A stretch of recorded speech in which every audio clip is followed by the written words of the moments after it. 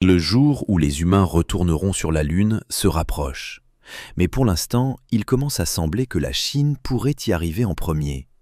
Le problème, ce n'est pas que la Chine ait soudainement réalisé quelque chose d'incroyable ou d'inattendu. Le véritable enjeu, c'est que les plans actuels de la NASA paraissent parfois désorganisés et manquent de direction claire. Voici pourquoi. En janvier, la China Aerospace Science and Technology Corporation, le principal contractant spatial de la Chine, a présenté des ambitions majeures pour le 15e plan quinquennal du pays. Et il ne s'agit pas seulement de fusées et de satellites. Il est question de construire un véritable système de tourisme spatial, d'installer des centres de données en orbite, de développer l'exploitation minière spatiale et de renforcer le suivi ainsi que le nettoyage des débris spatiaux. C'est donc un mélange d'exploration, de business et de durabilité à long terme dans l'espace. L'un des objectifs les plus marquants est d'envoyer des astronautes chinois sur la Lune avant 2030. Ce programme progresse de manière constante. Les principaux éléments matériels sont déjà bien avancés, notamment la fusée Longue Marche 10, le vaisseau habité Mengzhou et un nouvel atterrisseur lunaire. Et ce n'est pas seulement théorique, des tests importants ont déjà été réalisés. Jusqu'à présent, la Chine a mené un test d'éjection à altitude nulle pour Mengzhou, des essais d'atterrissage et de décollage pour l'atterrisseur lunaire, ainsi que plusieurs démonstrations pour la Longue Marche 10, incluant des allumages statiques et des vols de vérification à basse altitude.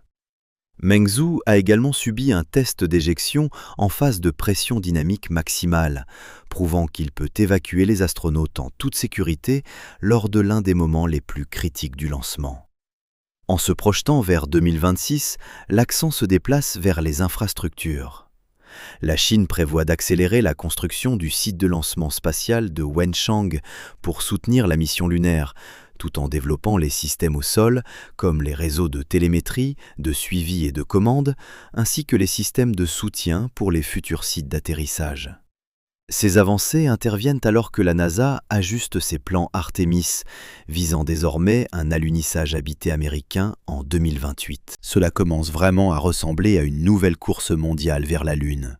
Pas seulement pour planter un drapeau, mais pour la science, les ressources, une présence à long terme et l'ambition nationale. Sur le papier, la nouvelle approche de la NASA semble pourtant solide. L'agence prévoit d'ajouter une mission en 2027 pour tester ces systèmes plus près de la Terre, avant d'envoyer à nouveau des astronautes sur la surface lunaire pour la première fois depuis plus de 50 ans. Ensuite, l'objectif est de passer à environ une mission lunaire par an. En standardisant le Space Launch System et les systèmes associés, la NASA espère rendre ses missions plus régulières et durables, notamment en visant le pôle sud lunaire en 2028. Pour l'instant, l'attention se porte sur Artemis 2, qui se prépare à envoyer des astronautes autour de la Lune dès le mois d'avril. Dans les semaines à venir, cette mission sera au centre de toutes les attentions. Puis, vers la mi-2027, Artemis 3 devrait effectuer un rendez-vous avec un ou deux fournisseurs de systèmes d'atterrissage humain, tout en testant de nouvelles combinaisons lunaires en orbite terrestre basse. Si tout se déroule comme prévu, début 2028 verra Artemis 4 réaliser le premier alunissage du programme. La NASA vise cette échéance depuis mi-2025. Après le lancement, les astronautes voyageront à bord d'Orion, puis transféreront en orbite lunaire vers un atterrisseur commercial qui les déposera à la surface.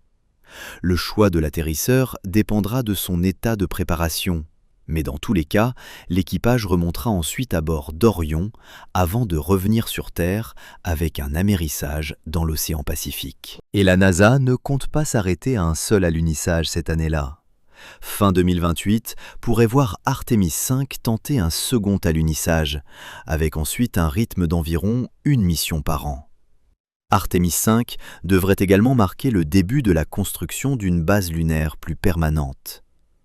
Enfin, l'ajout d'une mission n'est pas le seul changement. Selon la dernière mise à jour, la NASA prévoit également de standardiser le Space Launch System à partir d'Artemis 4. Cela signifie que l'étage de propulsion cryogénique intermédiaire, ICPS, utilisé lors des 3 premières missions, sera abandonné. La NASA ne prévoit plus non plus d'utiliser l'exploration Upper Stage ni le Mobile Launcher 2 en raison des retards importants accumulés dans leur développement. Le Mobile Launcher, beaucoup de personnes se demandent s'il peut vraiment supporter un rythme de rotation plus rapide. Après Artemis 1, la tour a en réalité subi plus d'usure que prévu. Les boosters à propergol solide du Space Launch System génèrent une onde de choc et une pression extrêmement intense au décollage, ce qui a causé des dommages visibles. Ce n'était pas catastrophique, mais loin d'être négligeable. Les réparations ont nécessité du temps, des efforts et des coûts importants. Depuis, la NASA a apporté des corrections et des renforcements, si bien qu'Artemis 2 ne sera pas lancé avec exactement la même configuration. Mais la vraie question n'est pas de savoir si le lanceur peut survivre à un seul vol. Il s'agit de savoir s'il peut être remis en état assez rapidement ensuite. Les systèmes au sol du SLS n'ont jamais été conçus pour une réutilisation rapide, et les inspections ainsi que la remise à neuf pourraient encore prendre plus de temps que souhaité par la NASA. L'administrateur de la NASA, Jared Isaacman, a abordé ce point directement en déclarant « Des corrections ont été apportées sur la base de ce qui a été observé après Artemis 1. Nous verrons bientôt si SL1 est plus résistant après le lancement d'Artemis 2. Quoi qu'il en soit, disposer des équipes et des ressources nécessaires pour remettre le pas de tir en état et respecter le rythme de lancement prévu est une nécessité du programme. Il existe également de réelles inquiétudes quant à la capacité de la NASA à maintenir le rythme de rotation plus rapide qu'elle vise.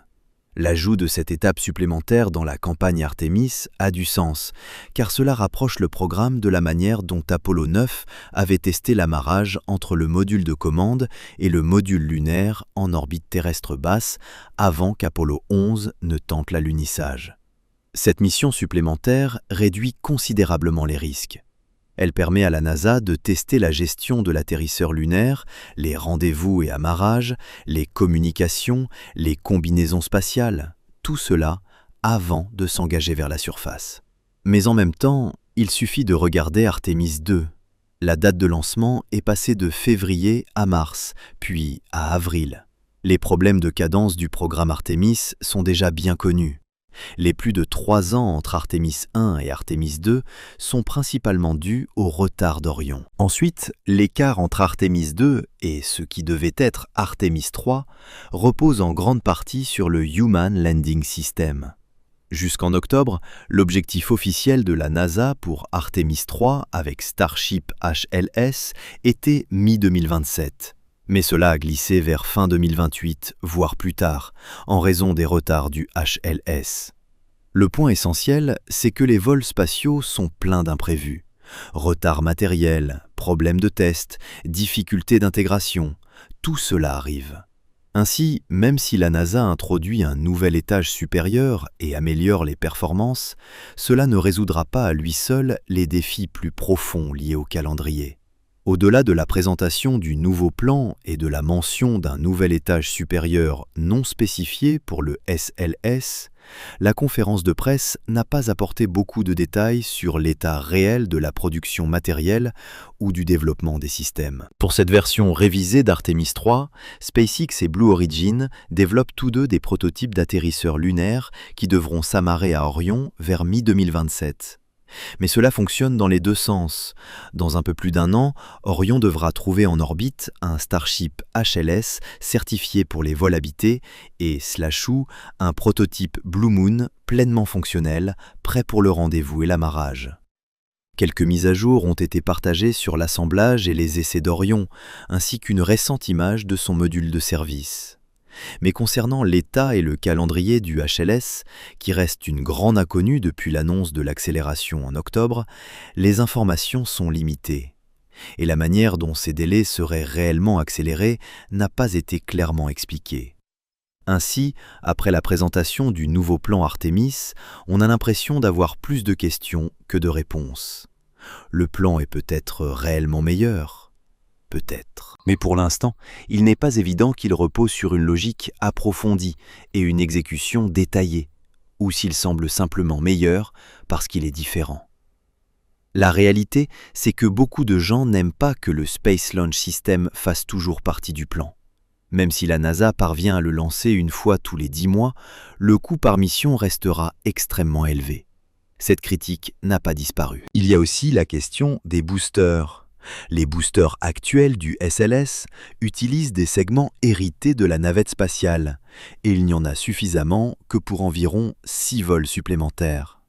Pour cette raison, certains considèrent la récente restructuration d'Artemis comme un signal discret de fin de vie pour le SLS. Selon cette vision, la fusée pourrait voler jusqu'à Artemis 5 ou 6, peut-être 8 au maximum, avant d'être retirée. Alors, que se passerait-il ensuite? Si le SLS disparaît sans remplaçant direct prêt, la NASA aurait toujours besoin d'un moyen d'envoyer des astronautes vers la Lune, surtout à mesure que la Chine avance dans ses propres projets. Une option simple serait de lancer Orion en orbite terrestre basse à l'aide d'une autre fusée lourde, puis de le faire rejoindre un étage séparé qui l'enverrait vers la Lune. À l'heure actuelle, les seuls fournisseurs réalistes capables de placer Orion en orbite seraient Blue Origin ou SpaceX. Mais la situation se complique. Le Congrès américain examine une législation qui empêcherait la NASA de consacrer plus de 50% de son budget de lancement à un seul fournisseur. Cette mesure semble principalement viser SpaceX, qui assure actuellement le seul véhicule habité opérationnel des États-Unis, Crew Dragon, ainsi que des missions de ravitaillement et une grande partie des charges scientifiques de la NASA. Si cette disposition entrait en vigueur, elle pourrait limiter le rôle de SpaceX dans les futures missions lunaires habitées, que ce soit avec Dragon ou Starship. La situation est donc assez complexe pour le moment. La Chine vise un alunissage habité autour de 2030. Si la NASA respecte son objectif de 2028 avec le programme Artemis, les États-Unis arriveraient donc en premier. Mais comme on l'a vu, les retards font partie du processus. Les problèmes matériels et les revers lors des tests ont déjà repoussé les échéances et pourraient encore le faire. Ajouter des missions pour réduire les risques est logique, mais cela rallonge aussi le calendrier. Au final, seul le temps dira ce qu'il adviendra. Si l'histoire nous apprend quelque chose, c'est que les vols spatiaux habités se déroulent rarement exactement comme prévu. Rien n'est garanti tant que la fusée n'a pas réellement quitté le pas de tir.